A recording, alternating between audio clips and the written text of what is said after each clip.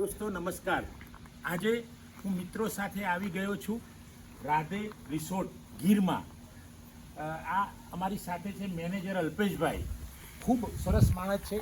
એમણે રાધે રિસોર્ટમાં જબરજસ્ત વ્યવસ્થા કરી છે। પાસે અમારી ઊભા છે વિજયભાઈ, જે રસોડાનું સુંદર જમવાનું એમને કામ કર્યું છે। વિજયભાઈ અદ્ભુત માણસ છે। આ બંને માણસો સતત અમારી પાછળ જ દોડતા રહ્યા છે। એમને સિંહ બતાવવાની પણ વાત કરી, આમણે તો એવી પણ વાત કરી કે હું તો સૂતો હોય ત્યાં સિંહ પણ મારી પાસે આવીને બેઠો હોય છે, છતાં પણ હું ડરતો નથી। તો આ આજે અમને આનંદની સફળતા લાગી, કારણ કે અહીંયા ખૂબ આનંદ આવ્યો છે। જમવાનું પણ અદ્ભુત છે। આ જમવાનું ડાઇનિંગ ટેબલની વ્યવસ્થા પણ સરસ કરી છે। જમવાનું જબરજસ્ત દેશી કરાવે છે, ખૂબ મજા આવી। એટલે બહુ આનંદ। અલ્પેશભાઈ આવો આગળ, કે તમે અહીંયાના મેનેજર છો ને અલ્પેશભાઈ? અલ્પેશભાઈ અહીંયાના મેનેજર છે। રૂમની વ્યવસ્થા કેવી છે અલ્પેશભાઈ? જો રૂમની પણ વ્યવસ્થા અહીંયા સુંદર છે। કેટલા રૂમ છે અલ્પેશભાઈ? 8 રૂમ છે મિત્રો, અહીંયા 8 રૂમ છે।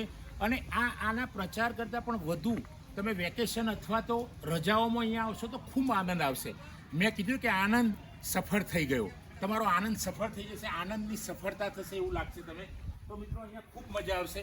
તમે પણ જે આ જોશો, જબરજસ્ત ગ્રીનરી છે। અહીંયા સામે જોશો તો નાળિયેરના વૃક્ષો છે। આ એક દીકરી જઈ રહી છે। દીકરી, શું નામ તમારું? શ્વેતાબેન છે। રાજકોટથી આવ્યા છો?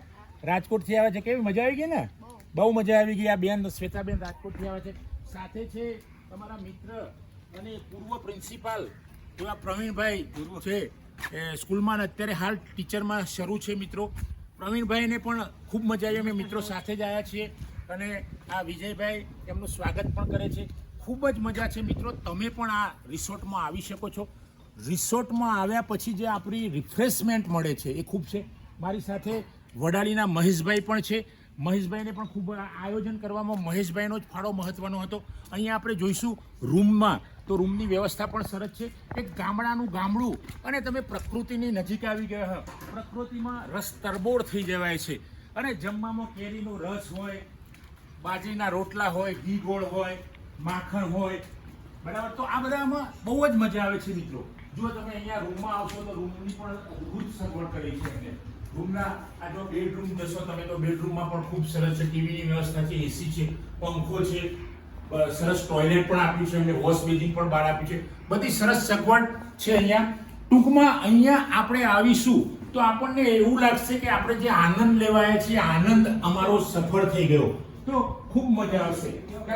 તો મિત્રો આવા સમય હું તો એવું માનું છું કે આપણે જિંદગીની દોડધામ ખૂબ કરતા હોઈએ છીએ, સતત દોડતા રહીએ છીએ। આજનો જમાનો દોડધારવાળો થઈ ગયો છે, એઆઈનો જમાનો થઈ ગયો છે, એટલે માણસ નવરો પડતો નથી। પણ હું તો મિત્રો એવું કહું છું કે જો થોડોક નવરાશ લઈને પૈસા વાપરવા જોઈએ। અમારા મિત્ર પ્રવીણભાઈએ બહુ કાલે સરસ વાત કરી કે લોકો જોડે પૈસા હોય છે પણ એ વાપરતો નથી, એને રક્ષક કહેવાય છે। શું કીધું પ્રવીણભાઈ? રક્ષક જ કહેવાય ને, પૈસા વાપરતો નથી, ચોકીદાર।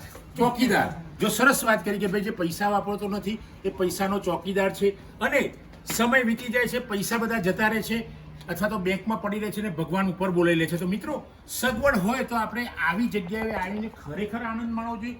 ખૂબ મજા આવશે। અહીંયાની આંબાની કેરી પણ દેખાય, જો તમે આંબાની કેરી તોડી શકો છો, આંબાની કેરી લઈને ખાઈ શકો છો, બધી સ્વતંત્રતા છે। કોઈ આંબામાં કોઈ તમને કહેશે નહીં કે ભાઈ કેમ કેરી લીધી। જો અહીંયાનું ગાર્ડનની સરસ સગવડ છે, ખુરશીઓ મૂકેલી છે, જબરજસ્ત છે। આ બીજા બધા ઝાડ છે, જો તમે અહીંયા આસોપાલવનું ઝાડ છે, આ જુદા જુદા મહેંદી છે, સરસ તમે અદ્ભુત આ જો જુદી જુદી વનસ્પતિ છે, પાછળ નાળિયેરનું વૃક્ષ છે, ખૂબ મજા આવશે।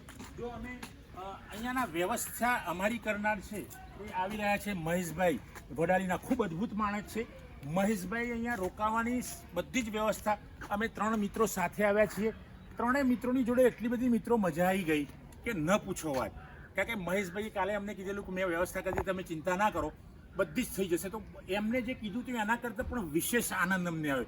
તો તમે પણ આનંદમાં સફળ થાવ, આનંદમાં સફળ થઈશું તો મજા આવશે। વોટર પાર્ક લઈ ગયો। આપનું નામ શું છે? ક્યાંથી આવ્યા છો? રાજકોટથી જો આ મિત્ર આવ્યા છે, કેવી મજા આવી ગઈ?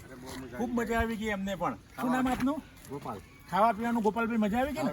કૃષ્ણ ભગવાનનું નામ છે તમારું ત્યાં?